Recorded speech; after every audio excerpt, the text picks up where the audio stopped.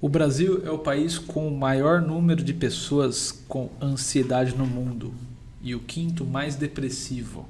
São cerca de 20 milhões de brasileiros com ansiedade, aproximadamente 10% da população. Esses números só reforçam a importância do trabalho do psicólogo, cujo dia é celebrado no dia 27 de agosto.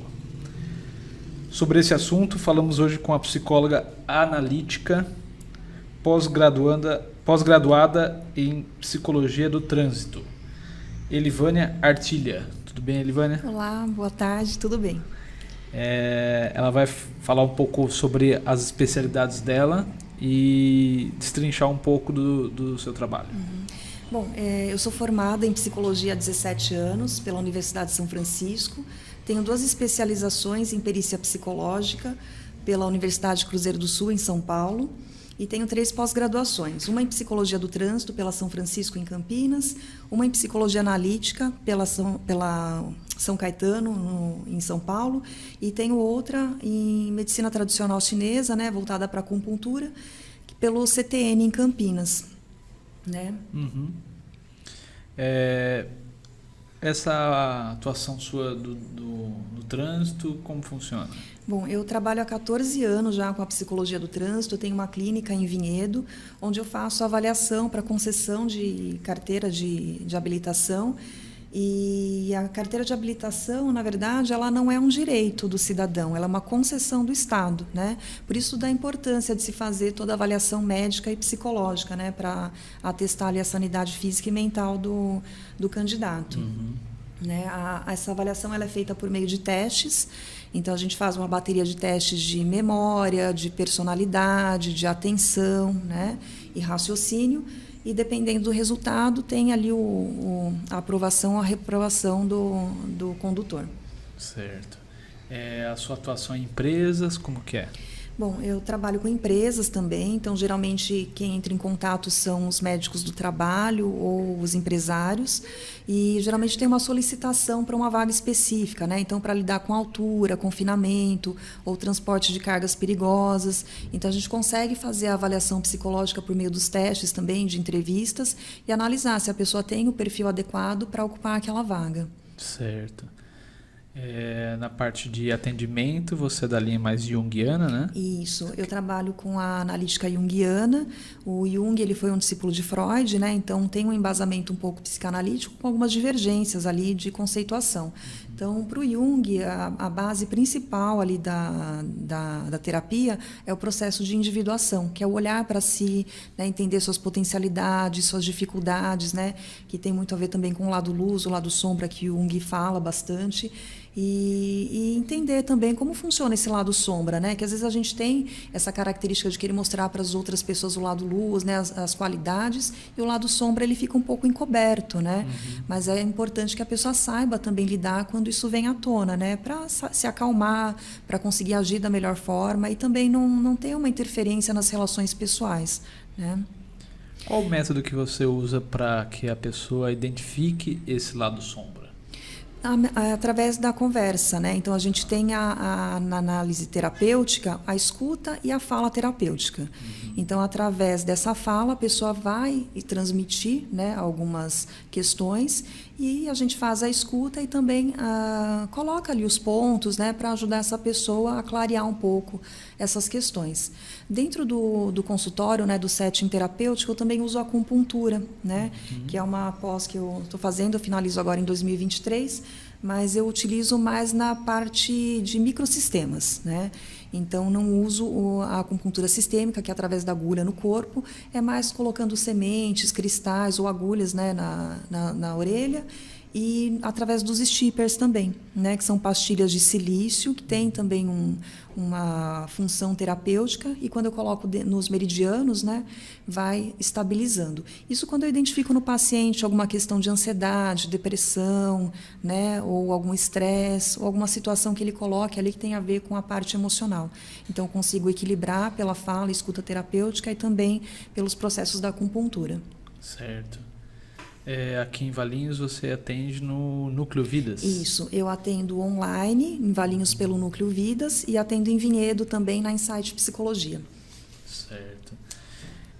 Aí, psicologia em si, você preparou aí pra gente uma trajetória aí básica pra gente entender melhor. Isso, como é o começou. dia do psicólogo, né, dia 27, eu trouxe um pouquinho da história da psicologia para contextualizar, né, de onde veio e para onde caminha isso, né? Sim.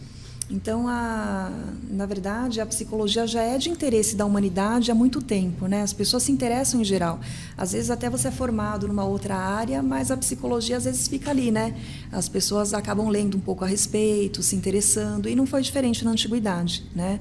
Então, a gente já tem relatos aí de historiadores que encontraram em tumbas de egípcios, né? Médicos egípcios, prescritos manuscritos de remédios, de indicações terapêuticas para a parte mental e emocional, né? Isso há 5.000 anos atrás. Nossa.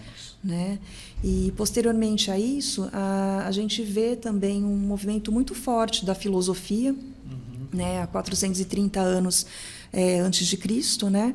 E onde a gente vê na Grécia Antiga o surgimento de muitos filósofos importantes, né? Como Platão, Marco Aurélio, né? O Epiteto, enfim, Diógenes, né?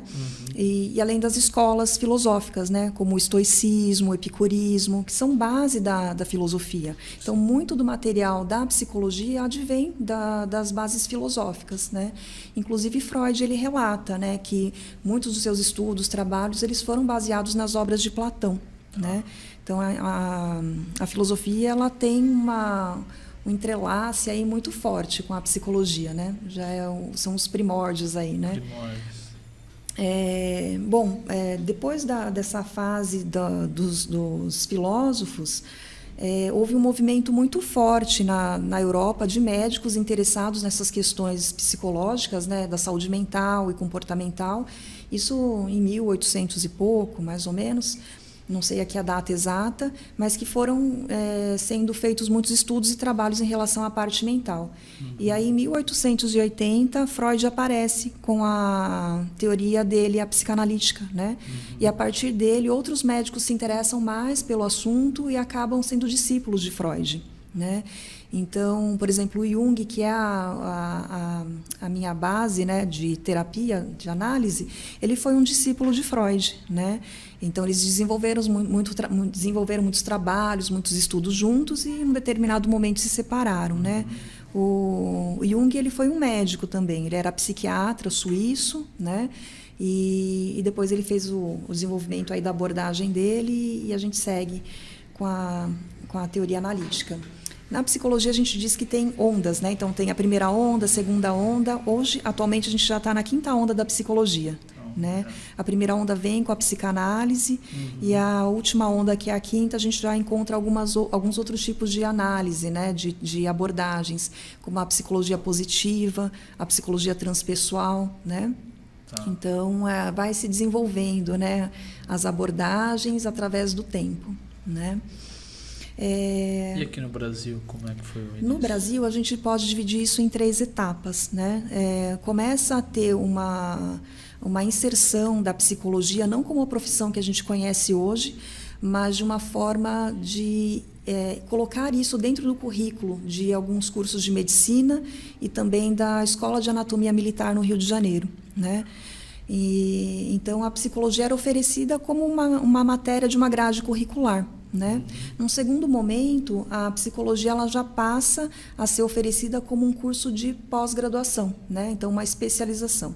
Então, as pessoas que faziam a faculdade de filosofia, de biologia, entre outras, elas tinham o recurso ali posteriormente de pleitear e fazer uma especialização na psicologia. E, paralelo também a esse movimento, surgem as primeiras faculdades de psicologia, mesmo sem a regulamentação da profissão, né? Então, a primeira universidade de psicologia no Brasil foi a PUC do Rio de Janeiro, né? Que em 1953, se eu não me engano, ela abre o curso. E a USP, em São Paulo, ela em 53 também, ela tem um projeto de abrir o curso, mas ela ainda só fica no planejamento. De fato, ela abre as portas do curso de psicologia em 58, né?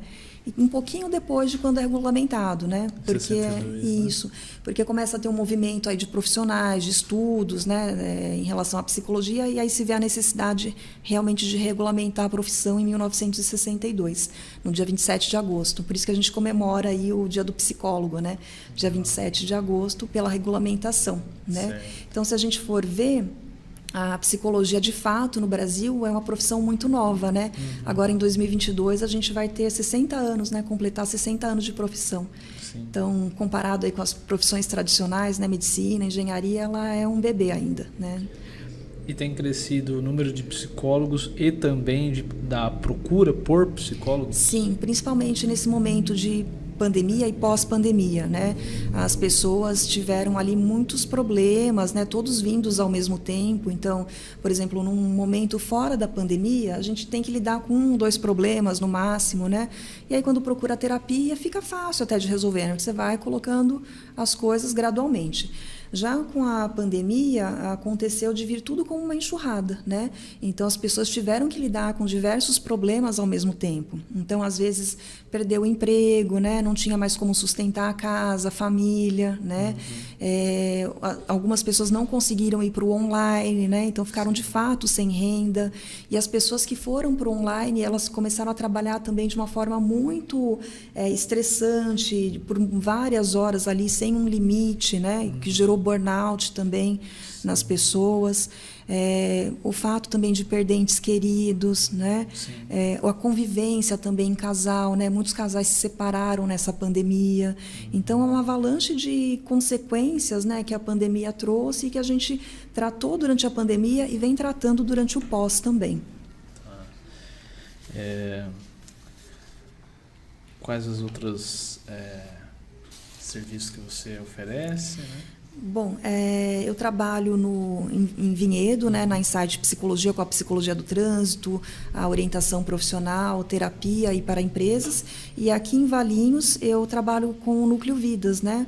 Faço terapias lá, no modo presencial e online. E o Núcleo Vidas, ele não é só um espaço de atendimento psicológico, né? Tá. Ele é um espaço de terapias. Então, a gente consegue atender lá a terapia corporal, tem terapia também energética, né? Então, dentro da corporal, a gente tem ali as massagens, né, de relaxante, shiatsu, drenagem linfática, enfim, pedras quentes.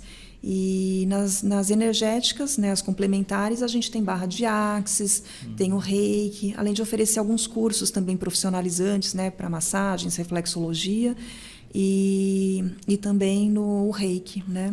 Legal. Sobre a orientação profissional, como está a procura ultimamente? Sim, geralmente tem uma procura quando os jovens eles estão saindo do ensino médio, né? Então eles buscam, porque ficam um pouco confusos ali, que caminho seguir, né? Às vezes tem dúvida em 1 ou 2 profissões, então tenta entender qual cabe mais ali, qual tem mais a ver com ele.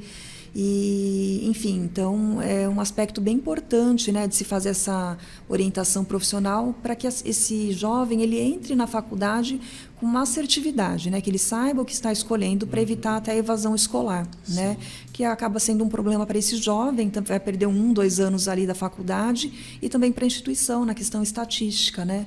Então, é importante que tenha uma maturidade ali, uma assertividade mesmo na escolha, né? Um outro público que eu faço a orientação profissional são já pessoas que estão trabalhando e, de repente, não se veem mais felizes nas carreiras, né? Então, elas buscam essa transição. Então, a gente faz um trabalho também de autoconhecimento, de entender as expectativas e alinhar essas expectativas para que essa pessoa tenha uma escolha também assertiva. Certo.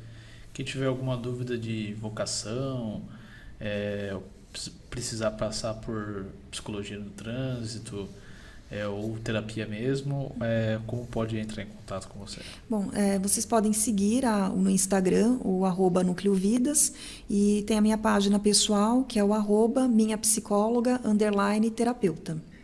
Tá certo. Acho que é isso, então.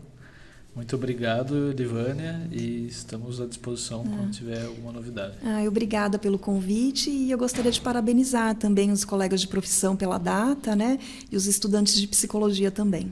É isso, parabéns também. Obrigada. Obrigado.